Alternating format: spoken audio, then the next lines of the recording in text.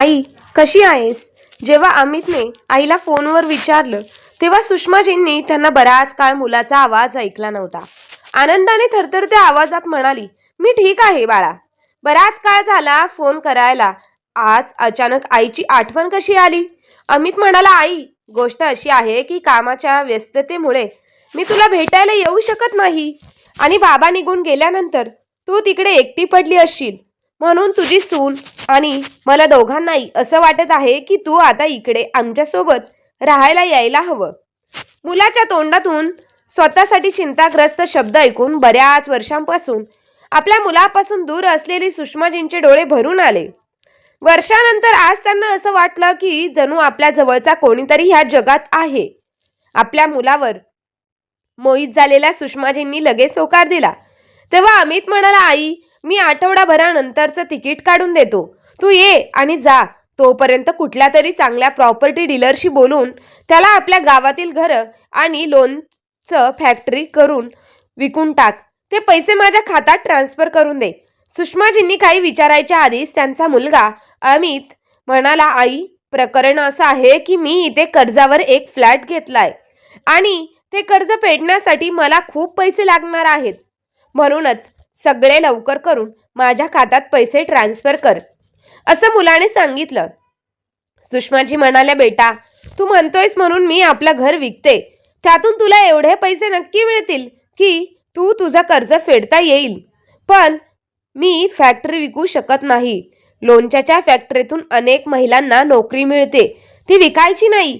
हे ऐकून अमितचा चेहरा खूप काळसर झाला, पण थोड्या वेळाने विचार करून म्हणाला, "ठीक आहे आई, पण थोडं लवकर कर." असं म्हणत अमितने फोन ठेवला. फोन ठेवल्यानंतर आज पूर्ण 6 महिन्यानंतर सुषमाजींचा मुलगा अमितने त्यांना फोन केला होता. खूप दिवसांपासून सुषमाजी एकटी शांत बसायच्या, पण आज जेव्हा त्यांच्या मुलाचा फोन आला तेव्हा त्यांचा आनंद थांबवता येईना. पण फोन उचलल्यानंतर त्यांचा मुलगा जे काही सांगितलं ते ऐकून ते पुन्हा खूपच उदास झाल्या. आत्तापर्यंत ज्या चेहऱ्यावर मुलाचा फोन आला याचा आनंद होता, तो अचानक कुठेतरी हरवून गेला होता. सगळं काही रिकामं झालं, पण तरीही त्यांना थोडा दिलासा मिळाला की आता त्यांचा मुलगा, सून आणि नातू सोबत राहणार आहेत. त्या मिळणार होतं ज्याच्यासाठी त्या वर्षानुवर्ष तळमळत होत्या. त्यांच्या मुलाच्या सांगण्यावरून त्यांनी स्वतःचं घर विकायला मान्यता दिली.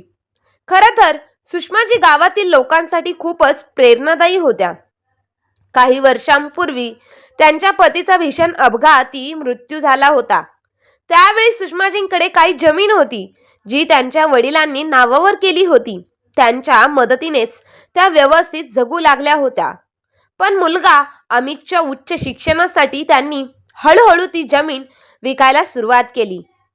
मग घराचा खर्च चालवणंही कठीण झालं आणि तेव्हा कोणी लोणचं बनवायला सुरुवात केली, विक्री करायला सुरुवात केली. हळूहळू त्यांच्या लोणच्याच्या कामात इतका वाढ झाला की त्यांनी 2 खोल्या एकत्र करून एक फॅक्टरी सुरू केली. गावातील बऱ्याच स्त्रियांना त्यांच्या कारखान्यात नोकरी मिळू लागली. त्या स्त्रिया काही पैसे कमवून आत्मनिर्भर झाल्या आहेत, तर काही सुषमाजींचा मुलगा दिल्लीत राहतो, जो बऱ्याच वर्षांपासून घरीच आला नाही. दिल्लीत राहून त्याने एका मॉडर्न मुलीशी लग्न केलं. त्याला 7 वर्षांचा मुलगा आहे. अमित शेवटच्या वेळी आईकडे जेव्हा आला होता तेव्हा त्याचं नवऱ्याने लग्न झालं होतं, पण त्याच्या मॉडर्न बायको म्हणजे शिल्पाला गावचं वातावरण अजिबात पसंत नव्हतं. म्हणूनच 2 दिवसांत ते तेथून निघून गेले आणि मग कधीच गावात परत आलेच नाहीत. गावकरी बहुतेक वेळा असं बोलायचे की सुषमाचा मुलगा खूप फसवा आहे, त्यांना कुठलंच प्रेम नाही.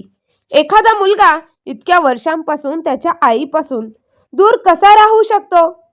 असं ऐकून सुषमाजी बऱ्यापैकी अस्वस्थ होत आणि एकदम आशाही कमी व्हायची. मग त्या एकांत बसून रडत असायच्या. त्यांना कोणीही त्यांचा मुलगा बद्दल वाईट बोलताना आवडत नव्हतं. जेव्हा लोक त्यांना त्यांच्या मुलाबद्दल विचारायचे तेव्हा त्या नेहमी म्हणायच्या की त्यांचा मुलगा परदेशात राहतो आणि रोज रात्री त्यांच्याशी फोनवर बोलत असतो. एक दिवस जरी बोलले नाही तर त्यांचा मुलगा लगेच अस्वस्थ होतो. पण खरं तर ही गोष्ट कोणापासूनही लपवलेली नव्हती की त्यांचा मुलगा रोज फोन करतोच नाही, तर त्यांच्या तब्येतीबद्दलही विचारायला कधी फोन करत नाही. उलट सुषमाजी स्वतः बऱ्याचदा आपल्या मुलाशी फोनवर बोलण्यासाठी फोन करायच्या. पण 6 महिन्यांपासून त्यांचा मुलगाही त्यांना फोन उचलणं थांबवलं होतं. तो आपल्या स्वतःच्या जगात खूप खुश होता. पण सुषमाजी कधीही आपल्या मुलाबद्दल कोणाशीही तक्रार केली नाही. पण आज जेव्हा त्यांचा मुलगा त्यांच्याकडे येऊन राहायला सांगितलं, तेव्हा त्यांच्या डोळ्यात एक वेगळी चमक आली होती.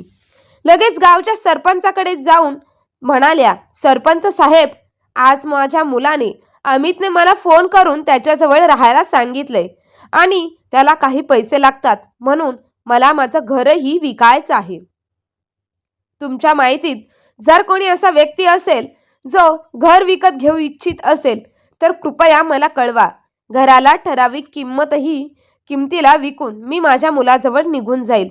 तेव्हा सरपंच म्हणाले, अहो सुषमा काकी, तुमचं म्हणणं अगदी बरोबर आहे.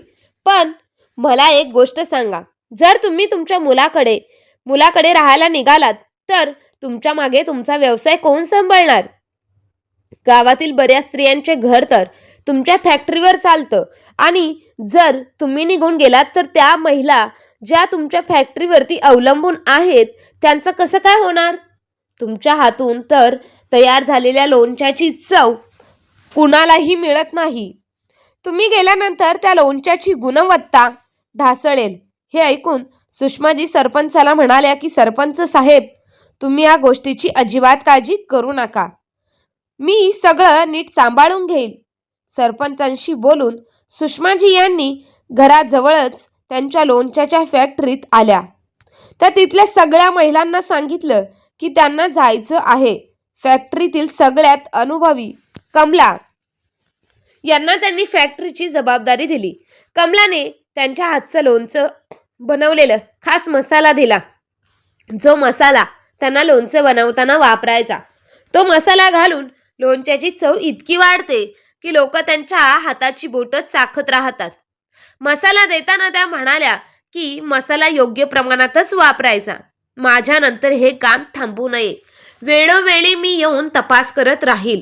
त्यांना समजावून सांगितल्यावर सुषमाजी यांनी त्यांच्या मुलाच्या घरी जाण्यासाठी मिठाई बनवायला लागल्या. त्यांच्या मुलाच्या आवडीची मिठाई आणि सोबतच लोणचंही घेतलं. आता त्यांची जाण्याची पूर्ण तयारी झाली होती. एकीकडे मुलाजवळ जाऊन राहण्याचा आनंद होता, तर दुसरीकडे गाव सोडून जाण्याचं दुःखही वाटत होतं. मुलाकडे जाताना सुषमाजींच्या गावातील लोक निरोप देण्यासाठी आले होते. तेव्हा सुषमाजी ट्रेनमध्ये बसून सगळ्यांना निरोप देत होत्या. निरोप घेतला आणि ट्रेन दिल्लीला पोहोचली. स्टेशनवर पोहोचता सुषमाजी खूप आनंदाने त्यांच्या मुलाला म्हणजे अमितला फोन लावला. सुषमाजी पटकन म्हणाल्या, बाळा, अमित, मी स्टेशनवर पोहोचले आहे. पण तू कुठे आहेस? मला कुठेही दिसत नाहीस. पटकन ये ना, मी खूप थकले आहे. तिकडून अमित म्हणाला, आई, थोडा वेळ थांब, मी येतच आहे. अमित त्या वेळेस त्याची बायको शिल्पासोबत एका पार्टीत होता, जो तेथून निघतच होता. तेव्हा शिल्पा त्याला म्हणाली, अरे, माझ्या मैत्रिणींची एंगेजमेंट पार्टी आहे आणि आपण तिच्या एंगेजमेंट पार्टीत इतक्या लवकर निघून गेलो तर तिला खूप वाईट वाटेल. आईला थोड्या वेळाने जाऊन घेऊन या. आणि तिकडे सुषमाजी त्यांचा मुलगा येण्याची वाट बघत राहून खूप त्रस्त झाल्या होत्या. पण अमितचा कुठेही काही ठाव ठिकाणा नव्हता. थोड्या वेळाने पुन्हा फोन लावला. तेव्हा अमित म्हणाला, आई, मी आता थोडा वेळ बिझी आहे. मला यायला थोडासा उशीर होईल. त्याऐवजी मी तुला पत्ता देतो. तू ऑटो करून सरळ घरी ये. असं म्हणत अमितने फोन लावला. मुलाचं स्पष्ट उत्तर ऐकून सुषमाजींच्या चेहऱ्यावर थकवा आणि निराशा याचा मिश्रित भाव उमटला. मुलांना भेटण्याचा आनंद तिथंच संपला आणि मनात विचार सुरू झाला की मी तर असा विचार करत होते की जेव्हा मी स्टेशनवर पोहोचेन तेव्हा मला घ्यायला माझा मुलगा आणि सुनबाई येतील आणि धावपळ करतील, मिठी मारतील. पण इथे तर काय? आता मी काय करू? कुठे जाऊ? त्यांच्या घरापर्यंत कशी जायची हा विचार करत मी पटकन ऑटो रिक्षेकडे धावले. ऑटो चालकाला पत्ता सांगून घराकडे निघालो. सुमारे अर्धा तास झाल्यावर मी अमितच्या घरी पोहोचलो. पण अजूनही अडचण संपलेली नव्हती. अमित 4थ्या मजल्यावर राहत होता आणि नेमकाच त्या दिवशी लिफ्ट बंद पडली होती. कदाचित काहीतरी टेक्निकल प्रॉब्लेम होता. सुषमाजींकडे सामानही जास्त होतं. ते सर्व घेऊन 4थ्या मजल्यावर जाणं खूपच अवघड झालं होतं. त्यामुळे कठीण वेळ होता आता. तेव्हा ऑटोवाला त्यांच्यावर दया आली आणि म्हणाला, आई सामान द्या ना, मी तुमच्या रूमपर्यंत नेऊन सोडतो. तो लगेचच सामान वर घेऊन पोहोचायला गेला. सुषमाजींनी त्याला खूप खूप आशीर्वाद दिले आणि दाराची बेल वाजवली. आत्तापर्यंत त्यांचा मुलगा आणि सून घरी आले होते. सुषमाजींचा मुलगा अमितने दार उघडले. इतक्या वर्षांनी मुलाला समोर पाहून त्यांच्या डोळ्यांमध्ये चमक आली. तो काही बोलायच्या आधीच कुत्रा जोरात भुंकू लागला. सुषमाजी जोरात ओरडू लागल्या आणि घाईघाईने दाराकडे गेला. बाहेर पळलंस का अमित? तू घरी कुत्रा पाळला आहेस का? इतक्यात सुषमाजींचा नातू अंकुर मागे आला आणि म्हणाला, आजी आमच्या घरी एक नाही 2-2 कुत्रे आहेत. सुषमाजी आणखी घाबरल्या, कारण त्यांना कुत्र्यांची खूप भीती वाटत असायची. त्याच वेळी अमित म्हणाला, आई तू काळजी करू नकोस, हे दोघे तुला काहीच करणार नाही. बघा बाळा, तुला माहित आहे ना मी कुत्र्यांना किती घाबरते. बऱ्याच वर्षांपूर्वी मला कुत्र्यात चावला होता आणि मला अनेक इंजेक्शन घ्यावे लागले होते. नाही बाबा, मी इथे राहू शकत नाही. मी आजच माझ्या घरी निघून परत जाईल. हे सगळं ऐकून त्यांची सून कोळीमधून बाहेर आली आणि कुत्र्यांना दोरीने बांधलं आणि म्हणाली, आई हे कुत्रे तुम्हाला अजिबात इजा करणार नाही. तुम्ही बिंदास्त राहा, आत या. काही दिवसातच तुमच्याशी त्यांची चांगली मैत्री होईल. मग ते तुम्हाला कधीही काहीच त्रास देणार नाही. असं म्हणत तिने सुषमाजींना आत आणलं, सोप्यावर आरामात बसवलं आणि पाणी दिलं. इतक्या वर्षांनी आपल्या मुलगा आणि सुनेचा चेहरा पाहून सुषमाजींच्या आनंदाला तोडच राहिली नव्हती. ती त्याला लाड करत राहिली, पण तिला जाणवलं की मुलगा तिला भेटून फारसा आनंदी नाहीये. उलट त्याचा चेहरा उदास झाला होता. पण सुषमाजींनी ह्या सगळ्या गोष्टींकडे लक्ष दिलं नाही आणि त्यांच्या चेहऱ्यावर नेहमीप्रमाणे आनंद दिसत राहिला. पण अमितला आईशी काहीच देणं घेणं नव्हतं. सुषमाजींनी गावातून तयार करून आणलेल्या सगळ्या वस्तू आपल्या सुनेला द्यायला सुरुवात केली. सगळं दिलं की त्यांनी लोणच्याचा डब्बा काढून टेबलावर ठेवला. लोणच्याचा डब्बा बाहेर काढताच अमित चिडला आणि रागाने म्हणाला, तू इथंही लोणचं आणलंस का आई? आई, मला लोणच्याचा वास अजिबात आवडत नाही. हे तुला माहित नाही का? मला लोणच्याचा वासही नकोय. या घरात तू घेऊन जा आणि बाहेर फेकून टाक. अमित असं म्हणताच तिने लगेच तिथून लोणच्याचा डबा उचलला आणि बॅगेत ठेवला. घरी पोचल्यावर 2 तासही झाले नव्हते की त्यांची सून शिल्पा त्यांना संपूर्ण घर दाखवायला लागली. सगळीकडे दाखवून झाल्यावर ती त्यांना स्वयंपाकघरात घेऊन आली आणि म्हणाली, आई हे आपलं स्वयंपाकघर आहे. सगळं रेशन इथे खालच्या कपाटात ठेवलेलं आहे आणि कुत्र्यांच्या खाण्यापिण्याच्या वस्तू स्वतंत्र ड्रॉवरमध्ये आहेत. असं म्हणत तिने एक एक करून सगळ्या वस्तू आणि सगळं सामान तपशीलवार सांगायला सुरुवात केली. कोणतीही वस्तू कुठे ठेवलेली आहे. सुषमाजींना आश्चर्य वाटलं की आपली सून येताच त्यांना सगळं का समजावत होती. कोणती वस्तू कुठे ठेवायची हे सगळं का सांगत होती हे त्यांना कळत नव्हतं. तसंच असताना त्यांचा नातू अंकुर म्हणाला, आजी तुला माहित आहे का, आम्ही महिनाभराच्या सुट्टीसाठी बाहेर जाणार आहोत. तिथे आम्ही खूप धमाल करणार आहोत. हे ऐकताच सुषमाजी म्हणाल्या. आपल्या मुलाकडे आणि सुनेकडे प्रश्नार्थक नजरांनी पाहू लागल्या. तेव्हा अंकुरनाथ पुन्हा म्हणाला, अरे आजी तुला माहित नव्हतं का, आम्ही निघून गेल्यावर तू ह्या कुत्र्यांची काळजी घ्यायची आणि घर सांभाळलंच पाहिजे, म्हणून आई बाबा यांनी फोन करून तुला इथे बोलवून घेतलं आहे.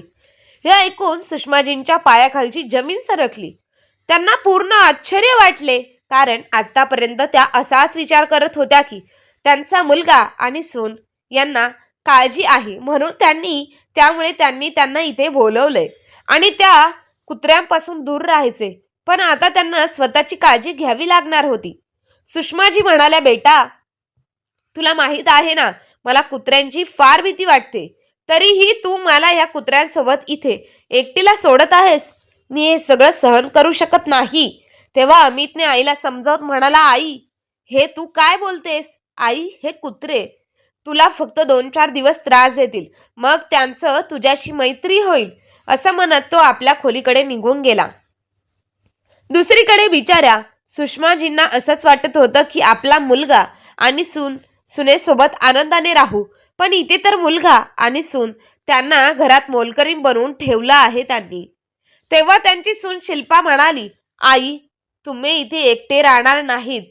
मोलकरीण रोज येते, तुम्हाला प्रत्येक कामात ती मदत करेल. असो.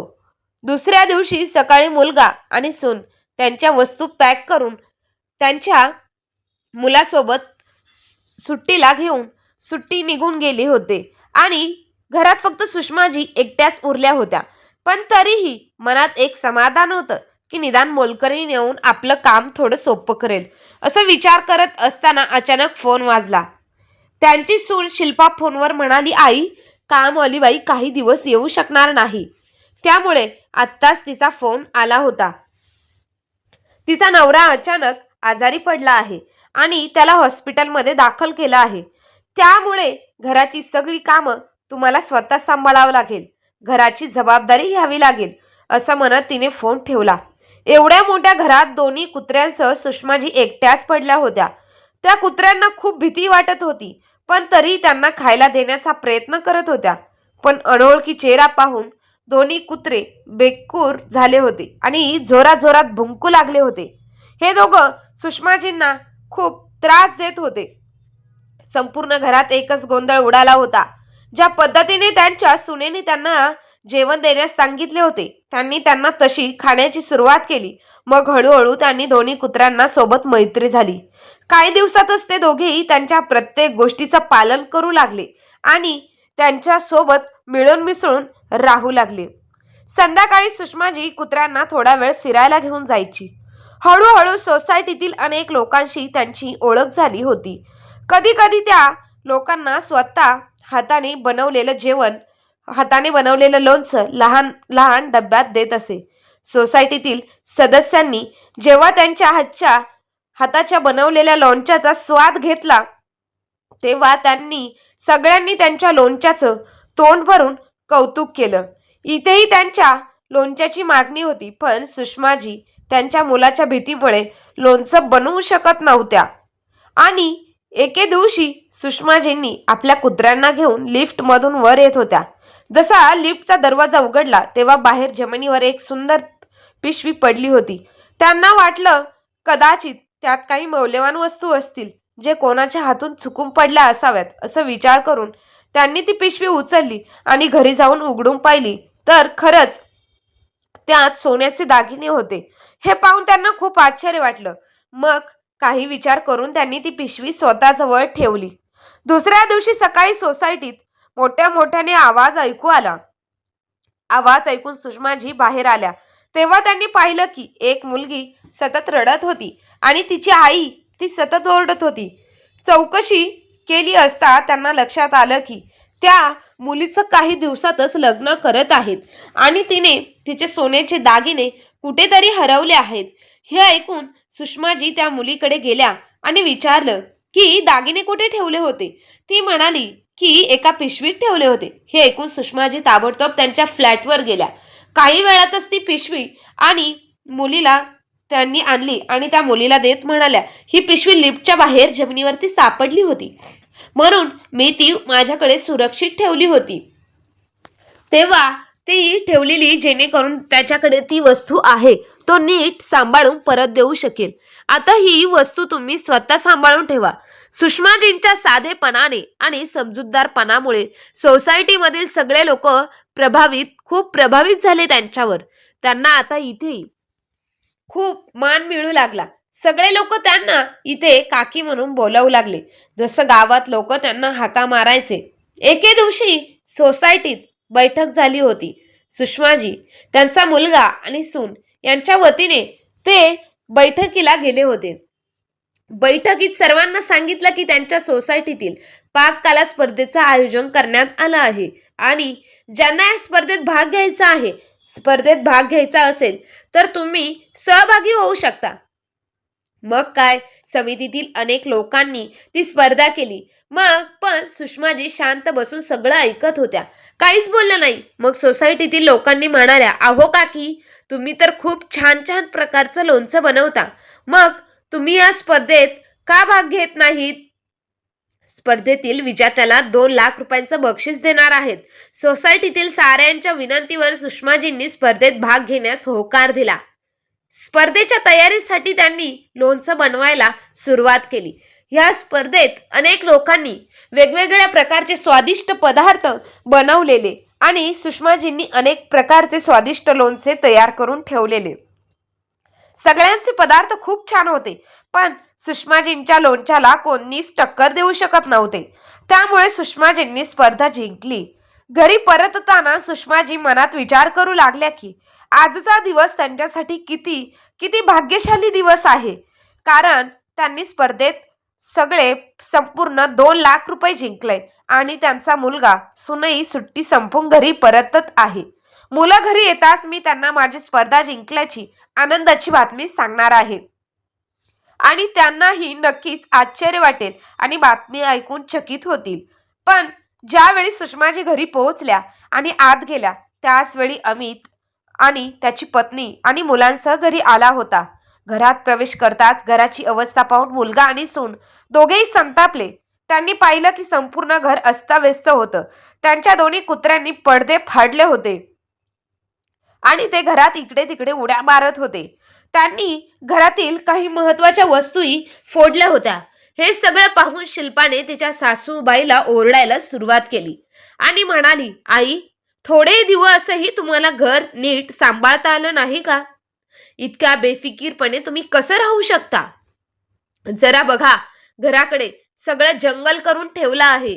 तेव्हा सुषमाजी म्हणाल्या, बघा, मी सोसायटीत पाककला स्पर्धेमध्ये जिंकले होते, पण कुत्र्यांनी आमचं घर असं फेकलं की मी एका स्पर्धेत लोणचं बनवलं होतं आणि 2 लाख रुपयांचं बक्षीस जिंकले. अमित म्हणाला, तू इथेही नाटक सुरू केलं आहेस का आई? चूक आमचीच होती की घराची जबाबदारी आम्ही तुझ्यावरती सोपवली. असं म्हणत दोघेही पाय आदळत आपल्या खोलीमध्ये निघून गेले. मुलगा आणि सून जे बोलले होते ते ऐकून सुषमाजी आश्चर्यचकित झाल्या. स्पर्धा जिंकल्याचा आनंद तर बाजूलाच राहिला, आपल्या मुलाचं आणि सुनेचं असं धारदार बोलणं ऐकून त्यांना खूप वाईट वाटलं. ते धारदार शब्द त्यांच्या कानात सतत घुमत होते. त्या रात्रभर झोपू शकल्या नाहीत. दुसऱ्या दिवशी सकाळी त्यांनी आपलं सगळं सामान बांधलं आणि लगेच रेल्वे स्टेशनकडे निघाल्या. तेव्हा त्यांच्या सुनेने पाहिलं की तिची सासूबाई खोलीतून गायब आहे. ते दोघेही आईला शोधू लागले. अमितने पटकन आईला फोन केला. आई, तू इतक्या सकाळी सकाळी कुठे निघून गेली आहेस? आम्ही तुला किती शोधले. आम्ही खूप काळजीत होतो, समजलं का? आई म्हणाली, बेटा, आता मी माझ्या घरी जात आहे. ट्रेनमध्ये आहे, जिथे मी माझं आयुष्य सन्मानाने जगू शकेल. मी तर तुझ्या घराला माझं घर समजलं होतं, पण तुझ्या नजरेत माझा फक्त आणि फक्त कामवाल्या बाईचाच दर्जा होता, ज्याच्याकडून फक्त काम करून घेतलं जातं आणि 4 गोष्टीही ऐकावल्या जातात. घर विकून मला जे पैसे मिळाले ते मी आधीच तुझ्या नावावर ट्रान्सफर केले आहेत. मी स्पर्धेत जिंकलेही, पैसेही कपाटात ठेवले आहेत. तू ते पैसे उचलून घे, असं बोलून सुषमाजींनी फोन ठेवला आणि ढसाढसा रडू लागल्या.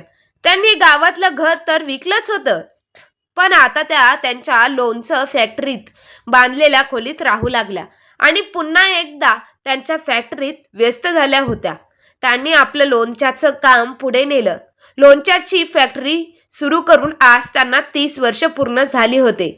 काही दिवसातच त्यांच्याकडे एक सरकारी पत्र आलं. त्यात लिहिलं होतं की त्यांनी केलेल्या कामगिरीसाठी आणि त्यांनी समाजसेवा जी केली होती त्या समाजसेवेबद्दल आता सरकारकडून त्यांचा सन्मान केला जाणार आहे. हे ऐकून सगळ्या गावकऱ्यांना खूप आनंद झाला. काही दिवसातच सुषमाजींनी केलेल्या समाजसेवेबद्दल त्यांना मोठा पुरस्कारही मिळाला आणि त्यांच्या मोठ्या प्रमाणात सन्मानही झाला. ही बातमी दुसऱ्या दिवशी वर्तमानपत्रातही प्रसिद्ध झाली. ही बातमी सुषमाजींच्या मुलापर्यंतही पोहोचली. त्यांचा मुलगा आणि सून त्यांच्या आईला भेटायला गावी पोहोचले. तेव्हा त्यांची सून शिल्पा त्यांच्या पाया पडली आणि आपल्या वागणुकीबद्दल माफी मागितली. तेव्हा अमित म्हणाला, मी तुला नेहमी पुढे जाण्यापासून रोखायचो, पण आज मला कळालं की मी किती मोठी चूक केली आहे. असं म्हणत अमित रडत सुषमाजींच्या पायावरती पडला. सुषमाजी त्याला उचलत म्हणाल्या, बेटा, तू किती मोठा झालास, पण माझ्यासाठी तू कायम माझा लहान मुलगाच राहशील. असं म्हणत सुषमाजींनी आपल्या मुलाला आणि सुनेला मिठी मारली. आज आई आणि मुलामधली सगळी कटुता दूर झाली होती. त्यांचे बोलणे ऐकून कारखान्यात उपस्थित सर्वांचे डोळे भरून आले आणि आज सुषमाजी यांना त्यांचा मुलगा परत मिळाला होता.